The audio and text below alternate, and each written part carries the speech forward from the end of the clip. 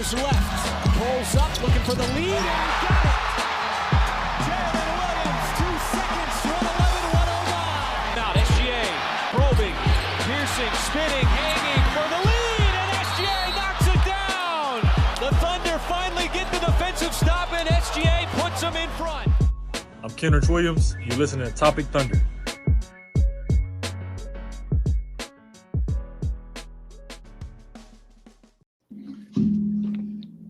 And welcome in to another episode of the Topic Thunder podcast. I am your host, Alex, not Dylan. Dylan's not here today, but we are going to run this bad boy through. So I got from the West Coast. This is going to be a West Coast pod. I have Steve Dolan, joining us today. Steve, how you doing?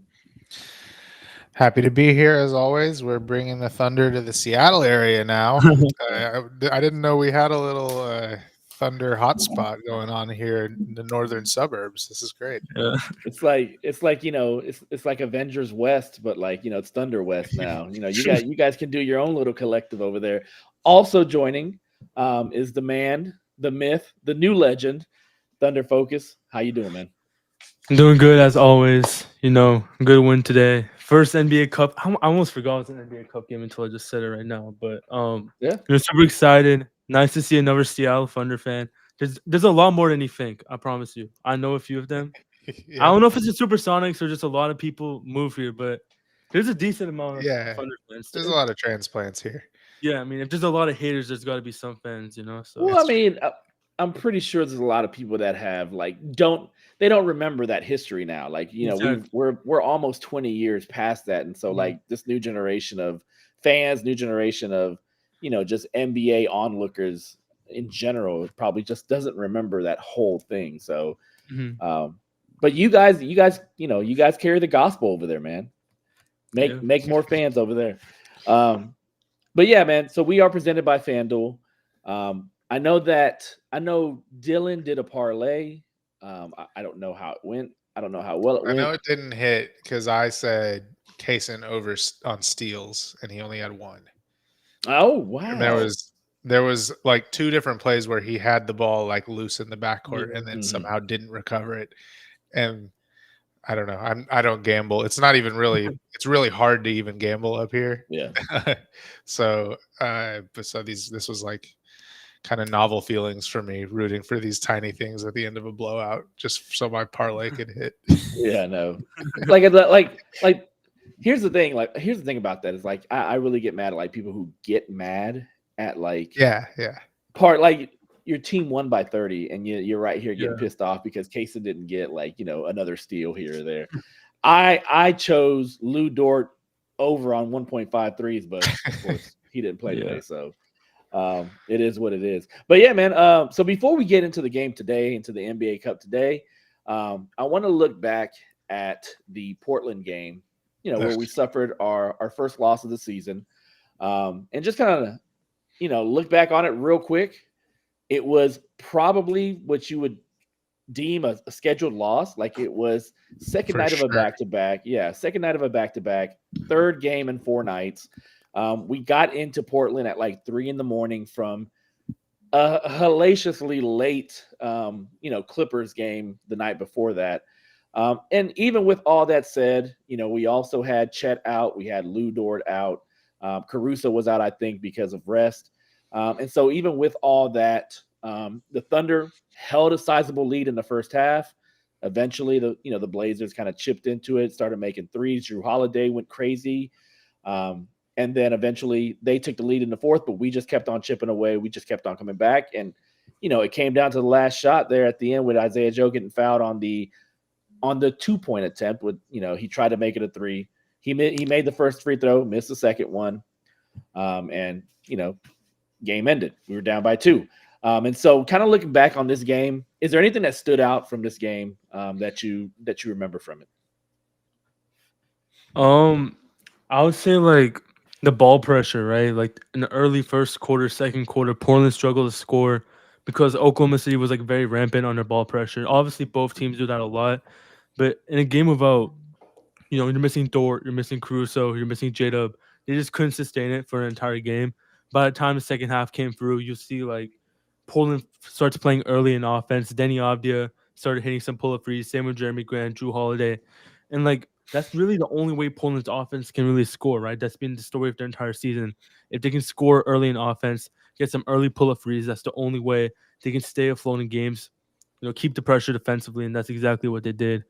Again, it was gonna be a tough game, second half of back-to-back, missing a lot of players, but I didn't learn too much, I would say, like from the team. I really think it was just a weird situation, weird timing. Portland's a very good team at the end of the day right now, but any larger takeaways, I probably didn't get any broader takeaways from this game. Is the epitome of a schedule loss. I mean, I know it's early in the season, but as Alex mentioned, you had the previous game super late at night, West Coast trip, getting in super late. The Thunder have been playing. They've played the most games, or tied for the most games in the league already. They played a four games in 6 nights, and then they're starting another one as of right now. So it's not easing up anytime soon. But I also the All NBA podcast at allcity_NBA put out a graphic of teams and how much they pressure the ball, and Portland is like way up. If you're watching on YouTube, look at my phone. See? Oh wow! Like way up and to the right. Like they pressure the ball.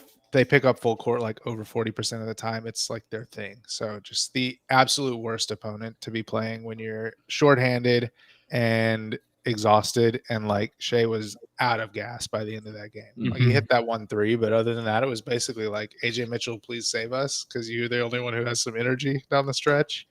So, and he almost did it. All in all, like moral victories are we're too good for moral victories, but like I am legitimately a little bit impressed that they didn't just let go of the rope when Portland got up by like 8, I think, with like a couple minutes left. After that Avdia 3, like it would have been real easy to just be like, all right, guys, let's head to Sacramento.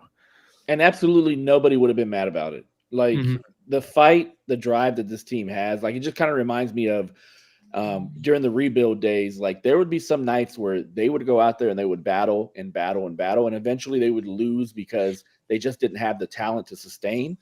But it's that fight and that drive that they developed during that time that helps them stay in games and helps them just, those game 4s in the Denver series and in the finals where they were down all game, they were down all game, but they kept on grinding, and eventually, won the game at the end. Those types of characteristics, those types of things come from nights like this, where you lose, but you learn things about yourself.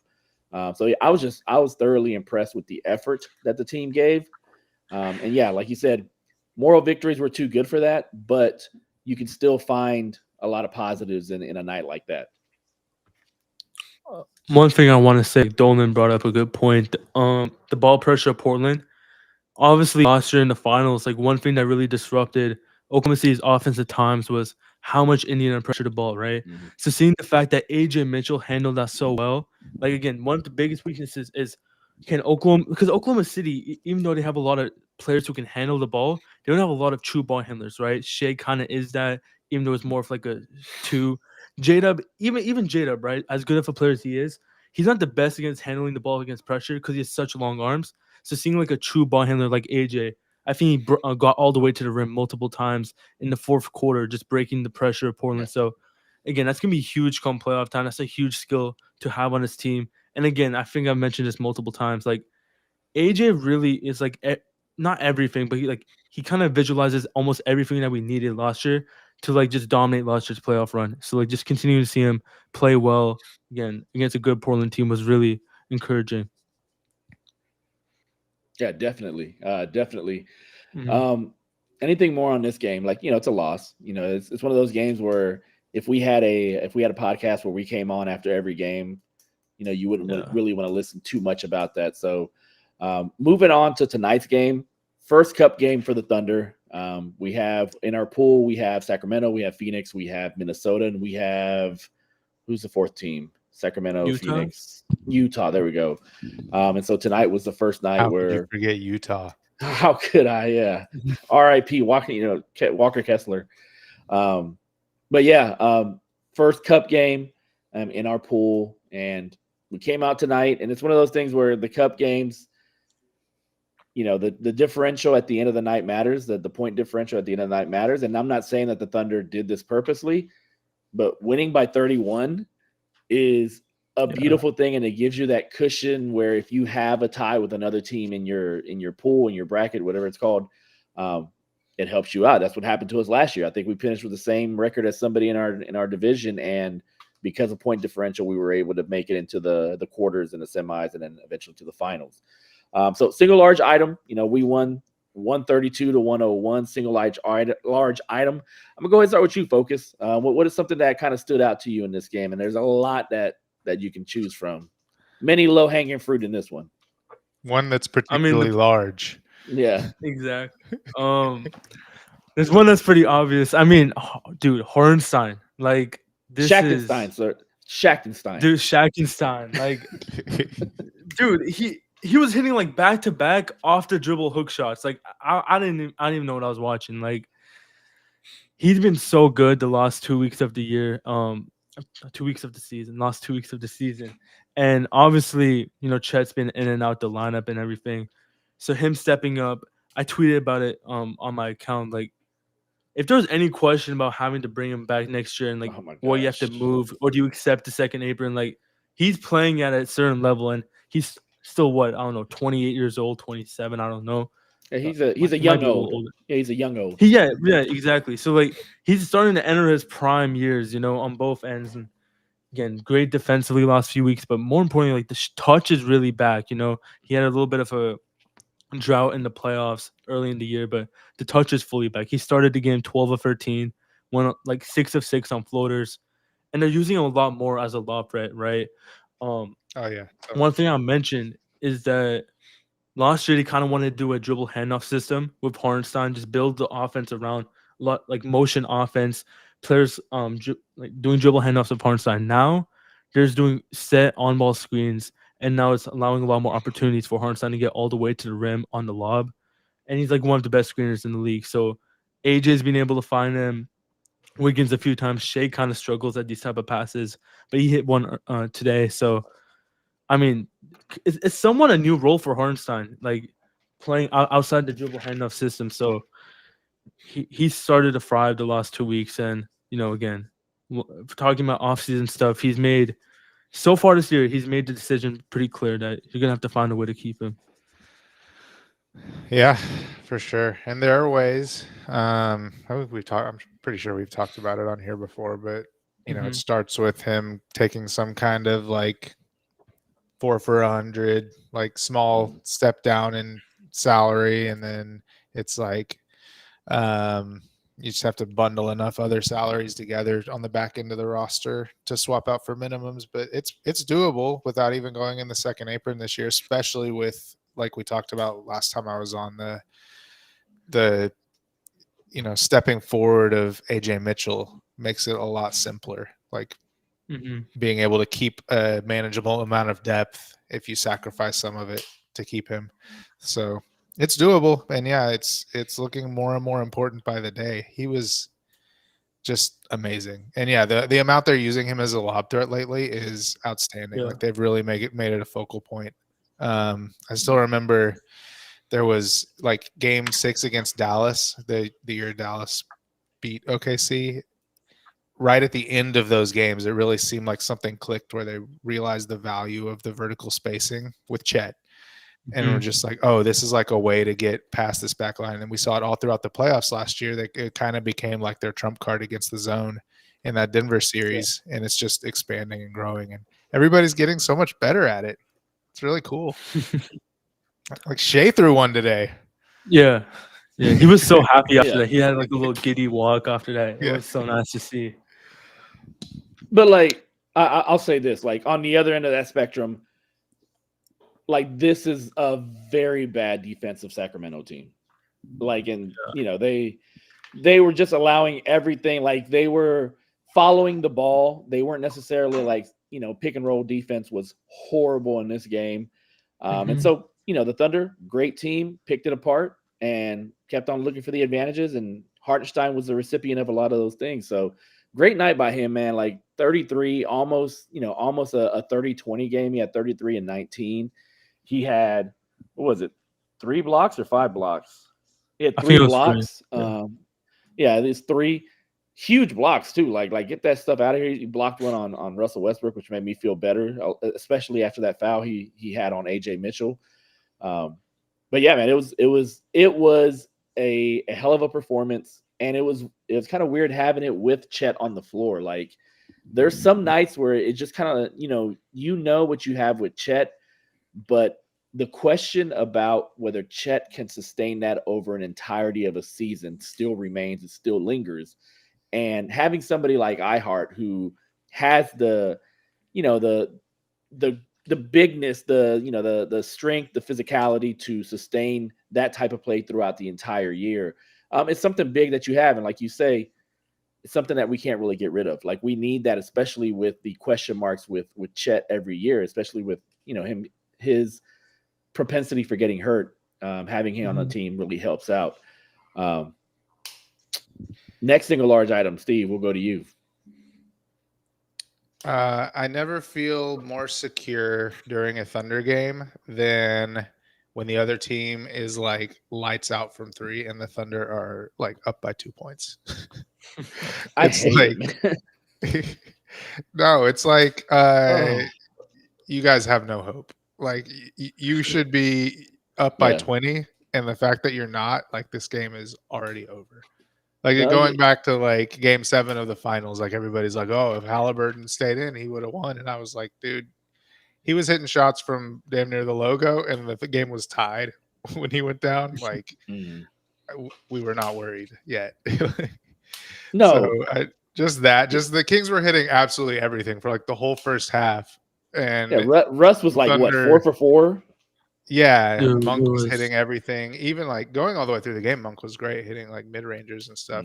DeRozan hit like 2 or 3 threes, which he barely ever takes 2 or 3 threes. Yeah, he had made three threes the entire year, and he would in the first quarter he had, or in the first half he had 3 threes already. Yeah, so like they were doing that, and it was like, oh, another tough step back by Malik Monk to pull the Kings within 2. Like, oh, you guys are screwed. Yeah, I mean, in the moment, it doesn't feel like that. In the moment, it's like, why do these teams always come out red hot against us?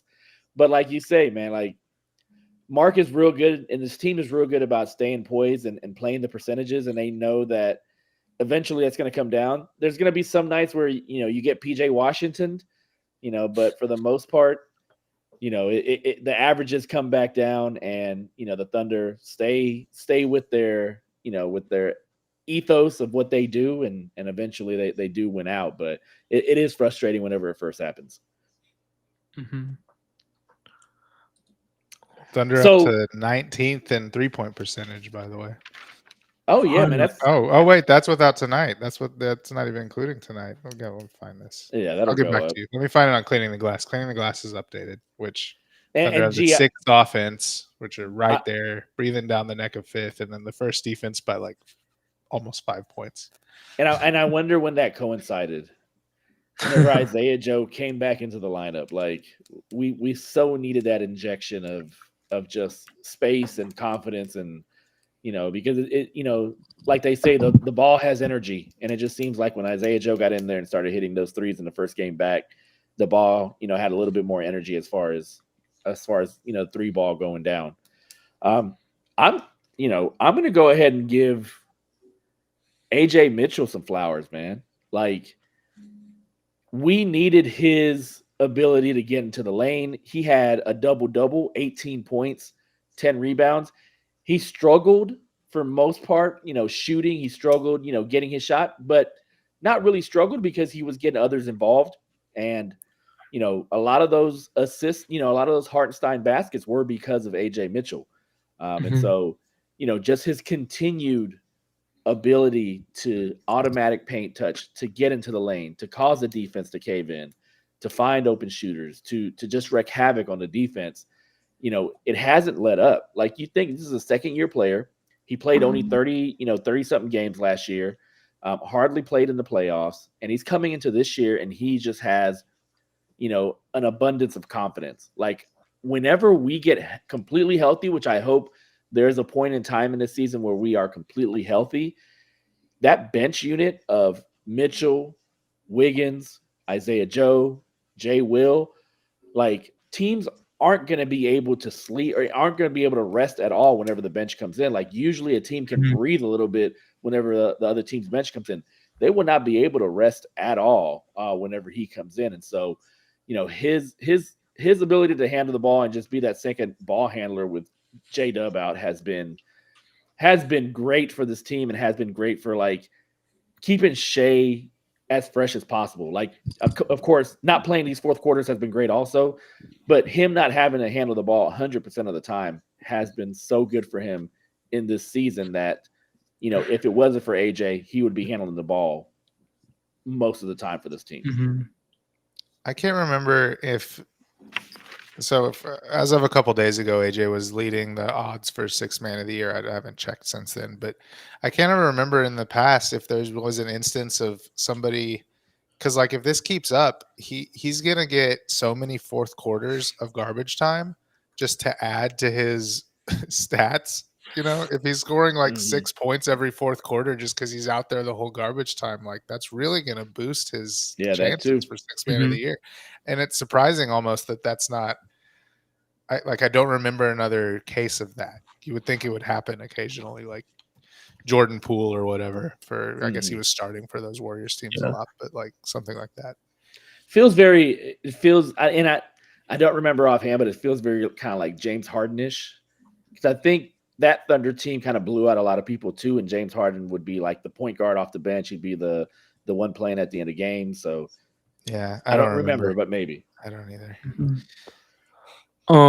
One thing I want to say about AJ, right? Like, the defense is crazy. Like, I think he had like 2 or 3 steals. He just absolutely rips away. He's insanely strong, and I don't want to.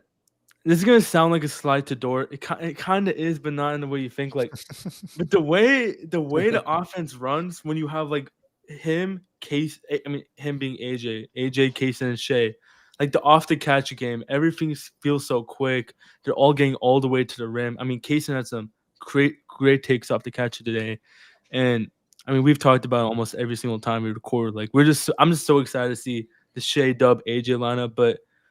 If Kaysen continues to play off the catch like this, like, you're gonna have so many possibilities without sacrificing too much on the defensive end. Because again, AJ is a positive. We know Shea can step up if he needs to, and then obviously Dub is maybe the second or third best defender on this team. So, the amount of versatility and optionality you have going forward with all your guards is extremely encouraging. Like, who knows? That's why also I was kind of concerned about Topic, like, when we drafted him, right? I didn't really know if Mark was going to love him or play him so much because he's definitely going to struggle early on defensively. But obviously AJ comes in and he's been a positive defender in both seasons of his career so far. Yeah, I mean, that's what's getting him on the floor. At the beginning of the year, I said he was broccoli eating Trey Mann because that's the one thing that kind of kept Trey Mann off of the floor is his inability to be effective defensively. Yeah. And so, yeah, AJ's been great in that. And then, Topic, if he's able, the thing with Topic is that's going to keep him on the floor is whether his on-ball defense is up to par, because we saw in Summer League, we saw, in the one game in preseason, off the ball, he's pretty good. He has the length and he has the ability to kind of read lanes and stuff like that and get steals that way. But is he going to be able to stay with his man on the perimeter? And that's, that's going to be the determining factor for him. No love for Shea. We'll get to Shea. This early season stretch has really made me appreciate so much, though, how much Dub unlocks on this roster with the versatility of lineups. Because, like, you were saying the Shea, Wiggins, AJ combo, like, that looks great. They move the ball. They, have a great synergy on the offensive end. But when we're doing that, like we're so small on defense. Like that's kind of a lot of what happened in the Portland game. Like we had nothing for Avdia because without Dort out there, like he was just kind of like, too strong for everybody to handle, too big for everybody to handle. And with Dub out there, that would not be the problem. Like if you want to sit Dort and go all offense, like you still have a strong, like stout, versatile defender who can take these bigger guys. And then additionally, we're seeing almost no Chet at the 5. I think in large part because like Chet at the 5 surrounded by guards is just going to get killed on the glass. So, and I also think he's like, trying to spare him the beating with his sore back. Like I get that. And probably just in general, even without the sore back, like just trying to keep the heavy miles off of Chet and get him to the postseason healthy. But so I get it. But I think when Dub comes back, like think about that lineup of those 3 guards, but with Chet at center and then Dub covering up the weaknesses on having a bigger wing that can help on the glass and help against, guarding bigger players. Like it's really going to unlock so many options lineup wise. Yeah, this team is still figuring out its death lineup. Like it won't be till later in the season that we actually see like, holy shit, like we were good in the beginning. Like I think this is going to unlock so much heading into, mid-season, later in the season, and into the postseason. Back to Shea. I got to do the whole Dylan thing and get to Shea, man. But like Shea was great once again, man. 30 points, 1 rebound, 3 assists, 3 steals. He shot 4 free throws. The whole fourth, right? He set the whole fourth. The entire fourth. Fifth game this season. It's crazy. Yeah, we've only played 10, so it's my math says that half. Yeah, it's 50% of the games he has sat the fourth quarter, which is great because the way we started, like his minutes were up there. But hey, Dolan, to your chagrin, 4 free throws. What the hell? I know, man. Where's it at, Shea? Come on, are you even trying out there? Freaking bum, like just staying in the perimeter. But yeah, man, like it is such a luxury to have a player like that. Whenever I'm seeing these other teams do rebuilds, it's just like, yeah, you got good players, but you don't have a Shea. You don't have an MVP contender. You don't have a guy that's going to be a 1A, not just in the regular season, but a 1A in the playoffs, a 1A in the finals, like type thing. So we had I guess the NBA released their first MVP ladder today. Shea was number 1. Who was number 2? Was it Luka? No, Luka was 5. A lot of Luka people were mad about that. Yeah. I don't even like talking about the Kia this NBA early MVP ladder. It's just one. No, not at all. It's just one NBA writer's opinion. Like people talk about this thing. I think it's just because it has the Kia name on it. Yeah. I think it's like actually carries weight. It's like, no, it's just this one guy's opinion. And if he can't, and then later in the season, he's going to switch it. So somebody surprising's at the top. And it's like, yeah, because if he just leaves it the same every week for the last half of the season, people are going to stop clicking on it. Yeah. So it's Sean Powell. So he had Giannis number 2, Jokic number 3, Wemby number 4, and then Doncic number 5. And then number 6, Josh Giddey, baby. Dude, it's crazy.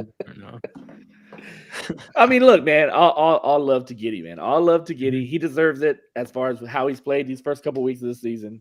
He has Chicago. What are they, like 7-2, something like that?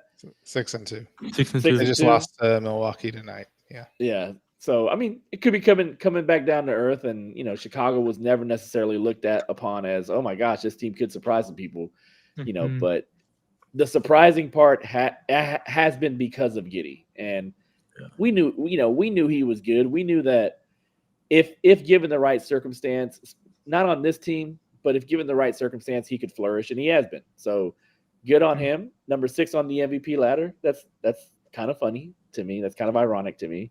But good on him. But I mean, as far as like early MVP buzz, I think Shea takes it, man. Shea has been so consistent, so great this year. Giannis has been great too. Don't get me wrong, but you Mhm. got to look at record too, and a lot of team success, plays into the MVP race. So it's gonna be a it's tough Shea's one, to man. lose. I want to agree with you, but like I mean personally, Shea's my MVP, obviously, but like, dude, I feel like Giannis is gonna have a crazy narrative if the Bucks continue this up. Like I think I they can. mean, I think they can win 50 games, and he averages what his 30, 12 on 60% from the Yeah, field. Like, yeah. I feel like that's enough. Like a lot of people don't like that Bucks team, so like roster wise. So I don't know. the problem is going to be if when he rolls his ankle and misses 2 weeks or whatever, and they're Yeah. going to lose Yeah. every single game. And I mean that'll help him if for the people who are really paying attention and like have Mhm. the ability to run splits on PvP stats and like Yeah. really analyze what's going on. But like for the average voter who is like just looking at the standings, if they lose 8 games in a row, it's really gonna hurt his chances. Sir, they have Ryan Rollins. Calm down. They do have Ryan Rollins. They have Ryan Rollins. I can't argue with that. But speaking on injuries, are you guys worried at all about the Thunder's current propensity for small injuries here or there? Nothing big, we had the Sorber injury at the beginning of the year. Of course, we have the Topic issue going on. But as far as the players on the court, Dub hasn't been back, Kenrich hasn't been back, but they had surgeries before the season started. But you keep on seeing, you see Dort has missed the last 2 games. Chet has missed 4 games or 3 or 4 games with back soreness. Isaiah Joe was out for the first 5 games of the year with a knee issue, knee contusion. So kind of moving forward and kind of moving forward and like putting a focus on Shea, as far as Shea playing all these games and getting, he's sitting out fourth quarters, yes, but he's still putting a lot of mileage on him, early in the season. Is there any worry? Are you guys worried at all about these injuries, about these little knick-knack injuries, and how they can affect us moving forward? We just need Dub back. And I mean, other than that, like, of course, if Shea gets hurt, we're screwed. I think if iHeart gets hurt, we're in a lot of trouble. But the only guy who is picking up these ticky-tack injuries that actually concerns me at all is Chet. Like, I do not spend any time thinking about Crusoe or Joe or like Wiggins adductor or Lou Dort's trap muscle. Like, until it's proven otherwise, like I assume all these guys would be playing if it's a playoff game, and just the depth this team has allows them to sit guys if they have any small issue. And I actually think they would be sitting Chet more. I think my guess is that Chet is like actually pushing to play, after all the time he's missed, is he's like, no, I'm not sitting unless you make me. And that's why they got him to do it on the back-to-back. They got him to take a week off, but I think he's the only one who like has the power to talk himself into the lineup when he's a little dinged up. Unfortunately, I wish he wouldn't or didn't. I'm just waiting for Kenrich to come back. Again, update. I feel like we haven't heard. I'm pretty sure, like, I don't remember when he officially got surgery or the injury, but like, I feel like it was at the evaluation media day. Media day, right? September 29th. I feel like it was 4 weeks, right? I'm pretty sure reevaluation day. I might be 4 wrong. to 6. Yeah, it might have been 4 to 6. Yeah. Okay, 4 to 6. Okay, so like no. It was 4 to 8 because I like at my work I have a calendar and I put little Thunder stuff up. Yeah, 6 to 8. Okay. Yeah. 6 to 8 weeks. Okay. So like 8 weeks would be the week, like the Monday of Thanksgiving week, I think. 6 weeks is 4 days from now. Yeah. So sometime Tuesday. in the next the 4 Tuesday. days to 18 days.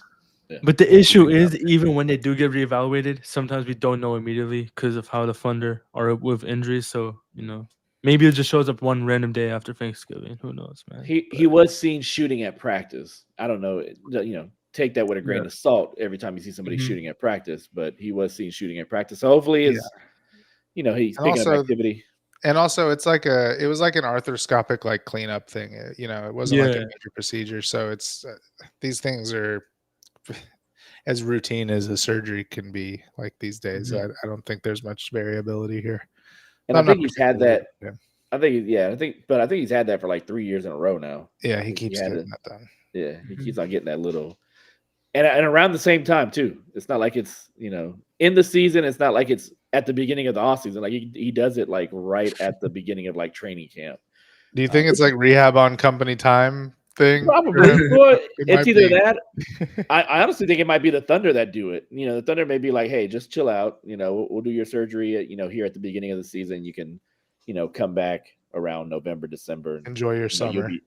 You'll be healthier as the season progresses. So, I was just wondering what your guys' take was, because I feel like the way the Thunder play, very physical, very aggressive, leads itself to more injuries. And so, they went through an entire playoff run all the way through the finals like this. They got banged up while they were doing that. They were all hurt by the time, they won the title. And so I just wonder if that aggressivity in the regular season is helpful or could be detrimental moving forward. So my man said aggressivity. Hey man, that's a word. We're all college graduates, baby. Maybe it does, but like it's also like the other side of the coin is that they can survive these injuries because of their depth, and also so therefore their depth enables them to play this style and play this hard on defense, because they're like, okay, maybe you strain your adductor or like whatever, and you have to miss a week, like we'll be fine. Other teams have to be like, chill a little bit, like we can't have people getting dinged up, or else like our eighth guy has to play 20 minutes and he is not good, and we're like 13th guy, like get in here and give us 25. We're fine. Brandon Carlson, get in here. Come on. Yeah, get in here. Dude, it's crazy that like the Kings backup center, like going into the season, was just Drew Eubanks. Like I think my biggest pet peeve in the NBA is when teams just sign players that they know are bad. Like, what's the point? Like, just sign, like, just take an upside. Yeah. Like, Brandon Carlson's right there, right? You're telling me the Kings wouldn't have a better time signing Brandon Carlson than running Drew Eubanks, who we know is really bad at basketball at this point of his career? Like, it just, like, I think there was a tweet like a few weeks ago. NBA GMs don't try hard enough. Like, they seriously don't. Like, get some new bodies in there. Like, just try it. Like, why are you trying something that you know is bad? If it doesn't work, why are you trying it again?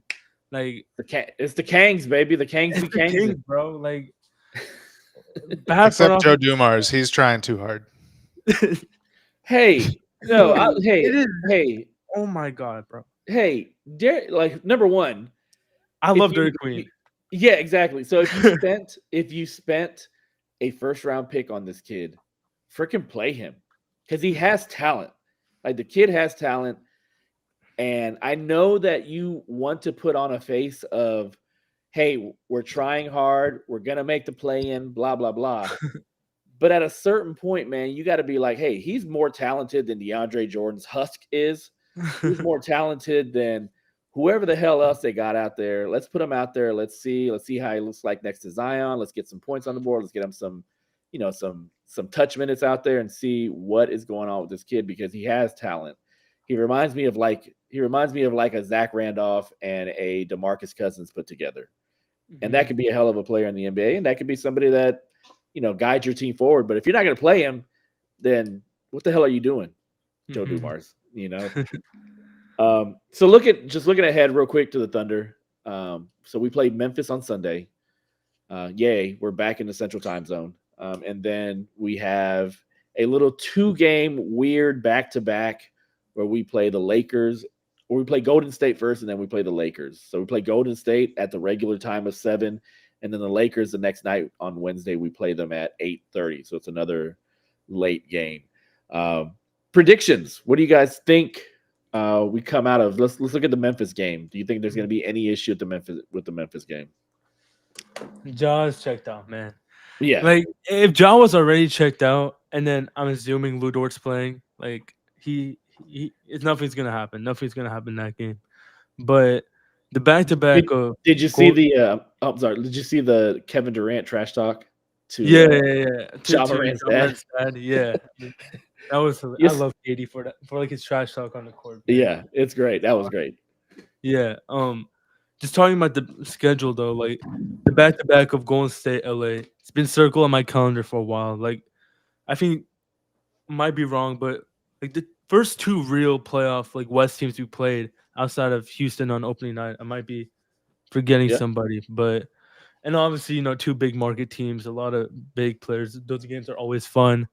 I'm assuming both of those games are on national TV, probably. I'm That's the they have to assumption. be. Yeah. They have to be. Or maybe one of them's not. I don't think they're allowed to have back-to-back Uh, national TV games. I don't know if that's a rule still, but I mean, Tuesday is the NBA on NBC night, so it should be on it. Yeah, I'm guessing, but Yeah, sorry, no, I was it's not. checking because Curry didn't play tonight, but it was just he was sick. so Yeah, he should be probably fine.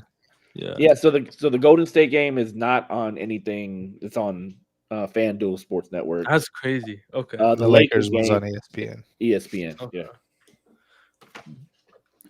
I think Austin Reeves should be back for the Lakers game. Warriors should be fully healthy. I mean, that's gonna be fun. I'm excited to play the Lakers. I mean, the Lakers games last year were so weird because like I feel like they generated solid shots, but they were hitting like the 3-pointers at an insane rate. So like you couldn't even really like it wasn't really a fair battle to tell how they matched up. But playing Luka, of course, and just seeing how he plays against this defense.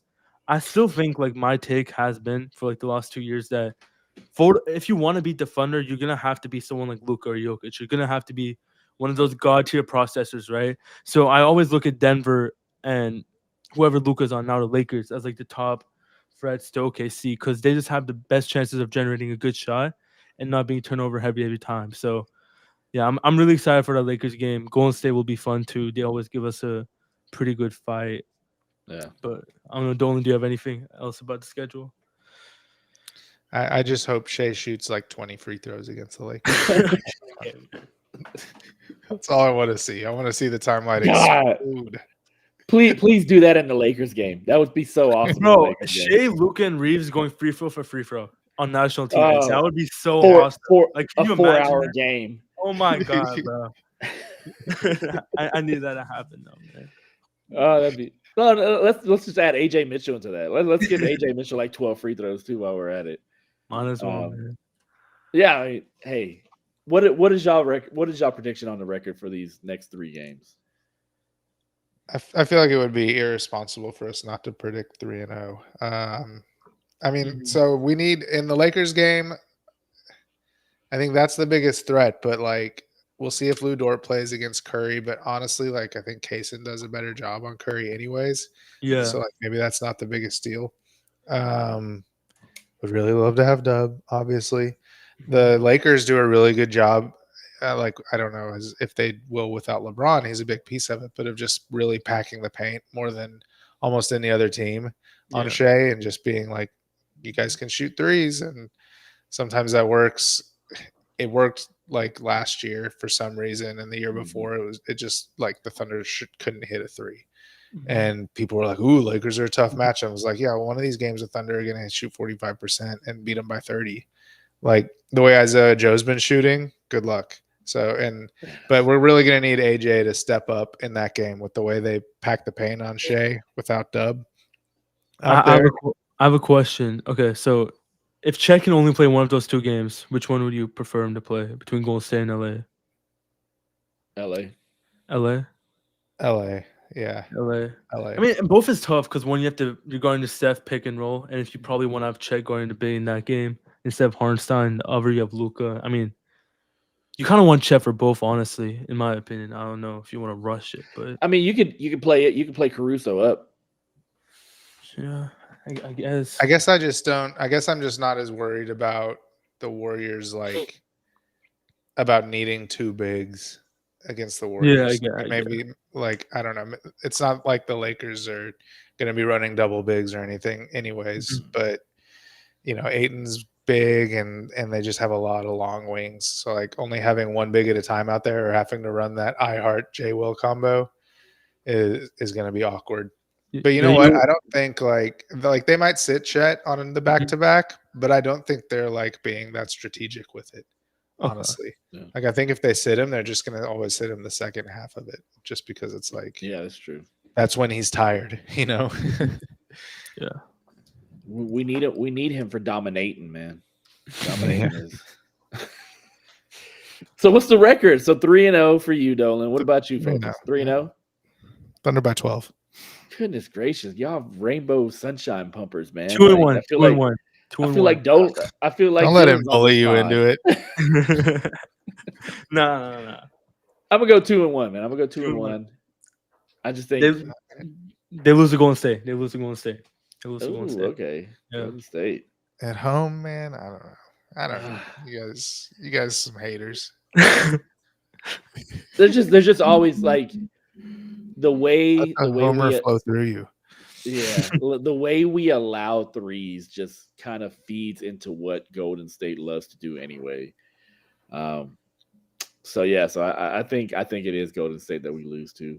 But hey, 2-1 works for me, man. That'd be great. I think we will be around. Shea always goes off on Golden State. He does. Mhm. He does.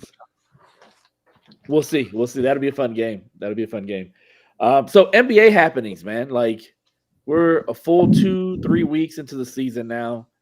Ja still plays for Memphis, which is weird, with everything that's going on over there as far as him constantly saying, ask the coaching staff. So let me ask you, what is your best trade destination for Ja Morant? That makes sense. Okay. There's only a couple teams out there that really make sense, but okay, I'll say this one's a sleeper. I don't know. I'll say Toronto because they're gonna have to attach a lot of assets, but Emmanuel Quickley's contract might be like one of the worst in the NBA that no one's talked about. He's like a 5-year deal, $180 million, and he's just been pretty average for them. So somebody gave him a 5-year, $180 million deal. The Toronto did. Toronto did. It was insane. I cannot believe it happened, but I think quickly, and then you kind of just have to add like obviously a bunch of first round picks. Yeah. Maybe you add like a prospect like Dick in there, but like there's obviously not. Hey. They obviously don't have Toronto doesn't have a lot outside, I guess, CMB that they could offer Memphis, but that would be my sleeper spot. I don't really know what Toronto's doing. Like, you have Scotty on one timeline, Ingram on the other end, but I mean, I think Toronto would be. That's true. You got Scotty on one end, and you have RJ Barrett, and Ingram they need to get rid of one of RJ quickly. Like, it just doesn't make. You can't have all four of them. You gotta make a decision there quickly. I didn't mean to do that. Up in there, Dolan. Who you think? I'm just looking at the standings to try to like make sure I don't forget anybody. I mean, like Milwaukee's obvious, but they don't have any picks, so they can't do it. Minnesota makes some sense if they're like, we got to get a point guard in here. But can they? Like, they can't trade Gobert. They can. I mean, it would take like, I don't know when they can do it, but it would start with like Nas and. I mean, it could be Gobert, but like, start with Nas and like just make the rest of the salary up. They have picks. I guess like they could do it. What about like, remember a couple years ago, Utah's GM was like, we're going big game hunting, and then nothing happened. But like, what about Utah? Like, what if they're like, we're over sucking, and they have a whole bunch of picks? I think. So, John Laurie, that could be actually pretty cool. I think if you're going to do anything, it's going to have to be in the offseason because I think this is the last pick that they have that's kind of like out there. It's the pick that they owe to us, and this is the last year that that pick is in limbo. After this season, if that pick does not convey, then we get like $800,000, and that's about it. No, we get nothing. But what if they? They might be looking and thinking, okay, if we had John Laurie and like some depth pieces, I mean, I guess with Kessler hurt, but they could be like, maybe that pick's not so good anyways. It's Danny Ainge, man. I go the other way. Zag when they zig. Yeah. You know what the craziest thing ever was? Like, I'm talking about the big game hunting. Like, Jake Fisher put some stuff out. they were going after like the most craziest guys, like Paul George in free agency. Like why the hell would the Jazz want Paul George? It made no sense, especially with their roster. They were going after DeJounte Murray, Drew Holiday, John Collins. I have no idea what Danny Ainge wants to do, bro. He is. That's what I'm saying. What if? And they have the owner, like their owner's newish, right? He's a software guy. What if he's just like, I'm sick of it. Like, this is not what I bought the team to do. Like, turn this around now. It just tells him go get somebody, and there's Ja sitting there, like, you know, you could sell that as like we got a superstar, even though he's kind of not on that level right now. You could sell that. So I don't know, something like that. He's such a unique player that needs unique players around him, and it worked so well whenever there was a lot of depth on Memphis. It worked so well whenever they had, shooters around him, but it's not working right now, man. But and it's hard to look at it. So Orlando is probably the team that comes to mind the quickest, as far as needing a point guard, needing somebody that can attack a defense, not necessarily a defensive point guard like Jalen Suggs. And so, but you look at that team and they don't have shooters. Desmond Bane isn't really working out the way that they thought he would, and they thought he would be the one that would space the floor. And Paolo is having a late career Carmelo Anthony kind of act out there. And so it makes it very difficult for that to kind of work. But I think Orlando, at some point, man, they're all in. They have to either get somebody else, get a superstar in, or they have to like look at a coaching change or something like that. And so I think Ja would probably help them to kind of push that along. But I mean, Orlando just messed up, man. Like, I mean, Bane is good, but he was so limited. Like in every playoff series he played, and trading 5 picks for him was insane. And they also made just some really bad offseason moves, like signing Tyus Jones and just playing him like 30 minutes. I tweeted about Tyus Jones earlier today. Like, when he's on the floor, they have a -15 net rating. He has been so bad for them, and he's like a 35 true shooting on the season. Tyus Jones is just awful. He was awful for the Suns. He's been awful for the Magic. I don't know why teams just keep giving him 20 to 25 minutes a game. He's just not good in that role. Like they want him in a traditional point guard role. He can't score the ball, or he can't defend. So like, I mean, he was good with Memphis, right? He was good with Memphis, but I feel like every point guard has been good at Memphis so far. They're like point guard like Scottie Pippen, Ty Jerome. Like, they've all been good over there. Yeah, it's a bad situation. It's gonna get bad in Memphis. Like, it's gonna get bad before it gets worse, and it's gonna get bad. What about San Antonio? San Antonio got off to a hot start, and then all of a sudden, they lost Dylan Harper for a couple months with a calf strain, and Wemby. Teams are kind of starting to figure out the fact that San Antonio also doesn't have a lot of spacing, and so they can kind of pack the paint a little bit and not necessarily get punished with shooting. So, what do you guys see with San Antonio? A team that we're going to see a lot here in the next couple months. Yeah, I mean, for the record, they just beat Houston tonight. They did in a game that Houston. I don't think they ended up finishing at this. I think they took a couple after the game was over, but they were shooting 50% from 3 with like a minute left in the game. And still only scored 110 points. So, are you talking about Houston? I think that's probably a bad sign for the Rockets, personally. I mean, they're number one in the league in 3-point shooting, which is probably not going to keep up. And their offense is great, but I'm like, whatever. That's not real. Anyway, Spurs, they're really good. They're going to be like as good as. Like, if Wemby has an amazing game, they're probably going to win that game. But if he doesn't, they're probably going to lose. Like, it's just kind of that situation. Yeah, I mean, Wemby, obviously, like the first few games of the year were insane. I think he was averaging like 35, insane highlights, everything. But again, I think people jumped the gun offensively. I think defensively, Wemby has put himself in a space that we haven't seen probably like in our basketball viewing lifetime. Like we're talking about, like, we got Hakeem up there, Bill Russell, Wemby. Wemby's gonna be up there if he's not already there. In terms of like all-time defensive peaks. He's changing the game. But offensively, he's still flawed to a degree. Like he's not a perfect offensive player. Obviously, he has the highs, but he's still 21. It's really a processing thing, you know. And I think I go back to something I was talking about in this offseason was it's become really hard for superstars to score against playoff type of defenses. You saw it this year. I mean, this postseason, right?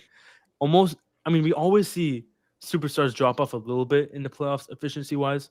The last few years, it's been more than ever. Obviously, even though Shea played pretty well in the playoffs, his efficiency fell off the cliff.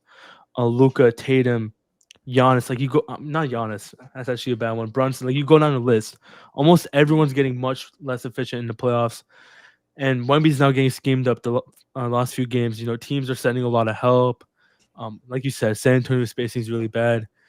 He's probably just not there as a processor yet. He's not as good of a passer as a lot of these other superstars are. So it's a lot easier to play team defense on him than a Jokic or a Giannis, Luka, or even a Shea, right? So he's going for his growing pains. I think realistically for San Antonio this year, they win like 50 games, maybe even more, just off their defense. Just off their defense, they would. If Wemby can obviously stay healthy, and Fox is who I think De'Aaron Fox is, but I think come playoff time, they go through some offensive struggles. I think they're very similar to Houston last year. Very good defensive team. Offense is still kind of flawed in the half court. If Wemby can have an insane shot making playoffs, they can maybe win a round or two, but they're still in the early stages of their, process. I kind of marvel at the Thunder's like play-in game, number 1 seed out in the second round, and then championship. Like you don't see that a lot whenever you're a part. You're a fan of a rebuilding team, and you have to go through like years and years of like just stops here, stop here, and then you finally reach the pinnacle. The Thunder did it in 3 years, which is amazing to me. So yeah. Any other things, guys, that you see in the league or on the Thunder before we head out tonight? Not to jinx it, but it seems like there's a fairly decent shot that the Clippers suck, which is nice. Nice. Nice. So man, they look a lot to be determined. We'll see, but it's been really bad so far. They look old, and they are, but they look old. Beal looks bad. Yeah, people were talking last year about like I remember hearing a couple Clippers reporters saying like the thing they're worried about is fast teams because they cannot keep up, and it's like that problem got worse this year, like a lot worse. Yeah, Chris Paul looks washed. Brook Lopez is like a statue. He's making threes, but he cannot move. And then everybody else except John Collins, Chris Dunn, and who else? There's one. Derek Jones Jr. are like older than they were last year. I mean, everyone's older than they were last year, but they were already old last year, and like it only got worse. Hey man, the gift that keeps on giving. Here's hoping. We got one more year, right? After this swap. Yeah, they have a pick swap. We do have one more year because we traded the worst of our picks this year for another swap from them, so they can the James Harden trade. Yep. Yeah, and they don't have theirs until 2030, right? Because Philadelphia they can't trade it. But I thought right. 28, 29. They traded another one. Yeah, they can't trade till 2030 because they traded 28 to Philadelphia. Yeah. That's crazy. Hell, once they're done with this investigation, they're not going to have anything. So yeah, what's going on with that? It's just like they're not gonna put that out there during the season. Like they don't want to. Day after the All-Star game.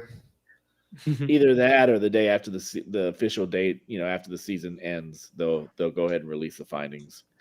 All right. Well, Thunder 9-1, still number 1 in the league, number 1 in the West. We're 1-0 in our Cup division, Cup pool. Great things coming up, man. Great things coming up. Excited for this team, excited for this season, and excited to have you guys on here with us. Please like and subscribe and follow on all of our social platforms, YouTube, Twitter, Facebook, Instagram. You know, we're there also. Just make sure you follow us there. And, you know, bid you guys a good night, a good evening. What is it that Dylan says? Good night. God bless. Hoop when you can. And as always, thunder up. Thunder up.